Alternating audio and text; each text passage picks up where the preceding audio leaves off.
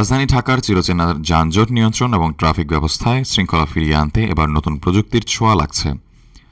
Dhaka metropolitan police DMP AI ক্যামেরার পর এবার যুক্ত করেছে অত্যাধুনিক ড্রোন সার্ভেইল্যান্স ব্যবস্থা। ড্রোন প্রযুক্তির মাধ্যমে আকাশ থেকে নজরদারি করে যানজট কমানো এবং আইন অমান্যকারীদের দ্রুত শনাক্ত করার পরিকল্পনা নেওয়া হয়েছে। ঢাকার তীব্র যানজট নিরসনে ট্রাফিক পুলিশের নতুন হাতিয়ার এখন ড্রোন। গুরুত্বপূর্ণ সড়ক ও ফ্লাইওভারগুলোতে যানজট পরিস্থিতি পর্যবেক্ষণে ব্যবহার করা হবে ড্রোন প্রযুক্তি। এর মাধ্যমে উপর থেকে রিয়েল টাইম তথ্য সংগ্রহ করা সম্ভব হবে।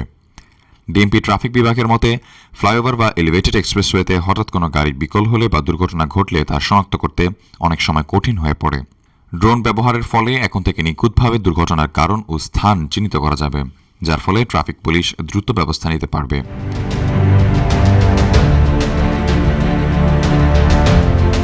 এই ড্রোনের অন্যতম বড় বৈশিষ্ট্য হল এর শক্তিশালী ভয়েস সিস্টেম। যদি কোনো চালক ট্রাফিক আইন অমান্য করেন বা উল্টো পথ গাড়ি চালান, তবে ড্রোন থেকে সরাসরি তাকে আকাশ থেকেই সতর্কবার্তা দেওয়া হবে।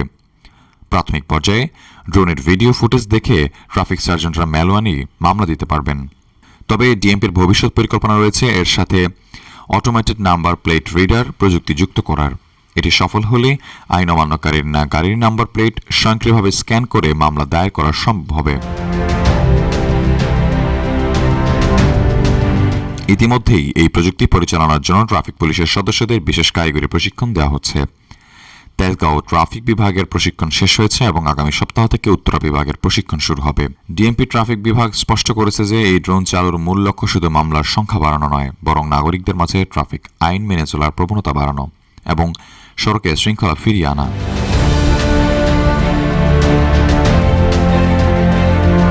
সাইফুল ইসলাম, ডেস্ক রিপোর্ট, দেশ বুলেটিন।